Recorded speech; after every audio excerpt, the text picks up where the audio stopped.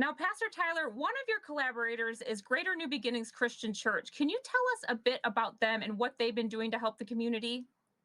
Yes, absolutely. So we have a real passion here at Northeast for helping formerly incarcerated people reenter society. And we also have a passion for solving the housing crisis in our city right now. We actually have Rabbit Trail for you, a fantastic partner called Prisoners Hope, who who has changed 3 Kentucky state laws in partnership with a couple other groups advocating for people coming out of jail re-entering society in order to help them get photo IDs. And I mean, it's stuff like that that we are super passionate about. So in helping those coming out of jail re-enter, we found out about David Thomas and what he's doing at Greater New Beginnings.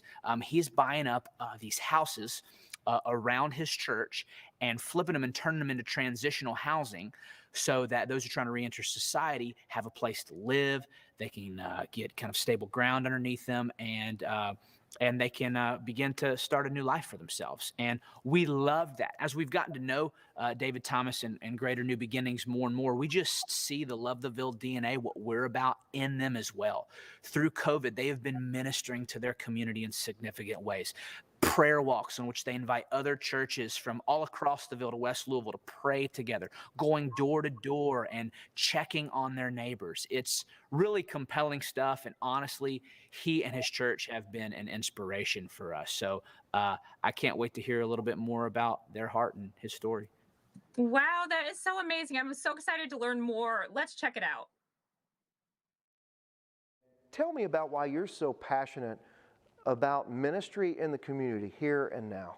I grew up several years within this community, being part of the problem more than the solution, with running the streets, with gang banging, selling drugs, and etc. But actually, in this community is where I went to prison my first time and caught a case, and I did 7.5 years doing that time. For God to turn that around in my life and then bring me back to the community, to be placed at Greater New Beginnings here at this church, to serve within this community, to now be part of the solution, is such a blessing, and it's such awesome in showing us how God can turn things around in your life and use you for His glory.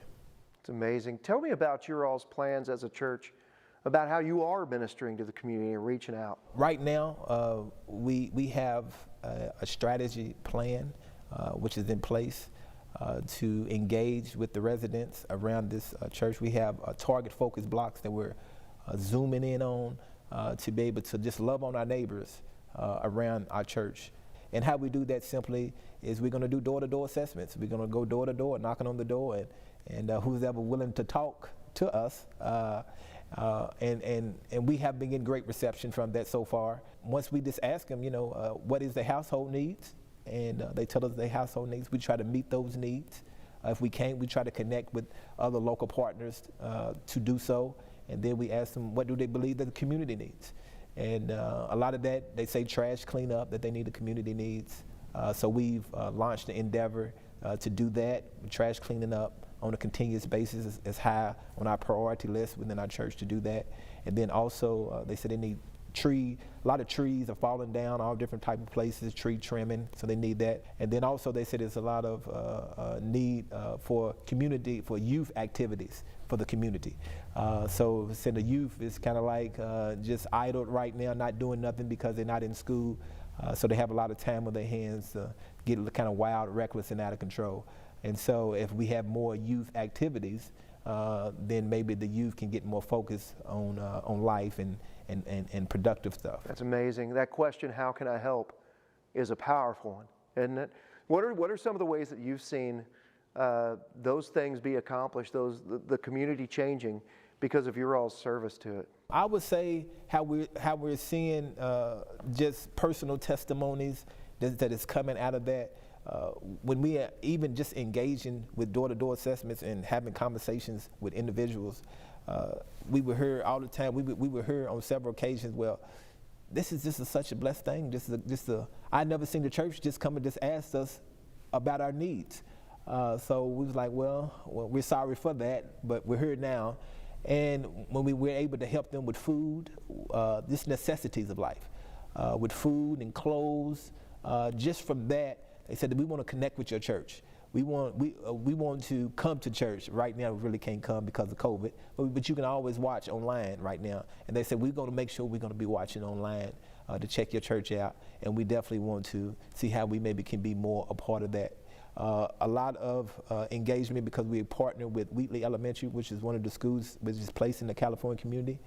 Through that partnership, we have been helping a lot of single moms out and their children out during this time of hurt and pain within our not just our city, but in society, and then a lot of lack concerning with financially.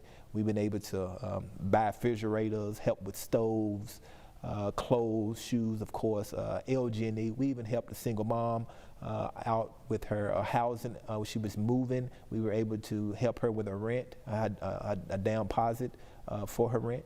And so just those are a few different things, how God has been using the church to be his hands and feet. Here's a question. How can other people around the city, like maybe even people on the East End, like I am, how can we best help this area? I always like to put it this way. When you first starting with relationships, it always starts out with fellowship.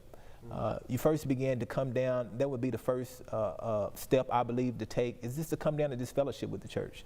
To see what the church is doing and what they're doing and get involved. Say, what is it that how can help with my hands and my feet and just be there with my presence and just let God just use me with prayer or whatever there may be. And so I think that would be the first step is with fellowship, just come down and just see what this church is doing within the community and how they're doing it, and just to just get involved and get engaged with whatever that they may be doing. And then from there, the second step is to build into friendship. You begin to, as you fellowship with people, and then it takes a little time, you sort of know one another, they sort of know you, I know your name, you tell me about your kids, you tell me about your education, you tell me about where you work, and then next thing you know, as y'all start meeting with fellowship over a little time with these different activities, events, or programs, and then y'all grow into a friendship. And then as y'all grow into that friendship, and then it takes it to that other level, and then y'all become in a relationship. And then as y'all have that relationship, now it's like you're relating and you're on a ship. You're going somewhere. And so as you relating all the time, you're on a ship and you're going somewhere, and you're going somewhere with God. So you know that you're going to be something dynamic, it's going to be something awesome, it's going to be something powerful, and it's going to be something that's going to be benefiting for not only your life, but the other individual's life as well. Well, David, I am so thankful for your friendship, your relationship, and thank you for helping teach me how I can best minister to the people around me. You've been helpful for us as we try to figure out how to better love the Ville. So thank you, my friend. Praise the Lord.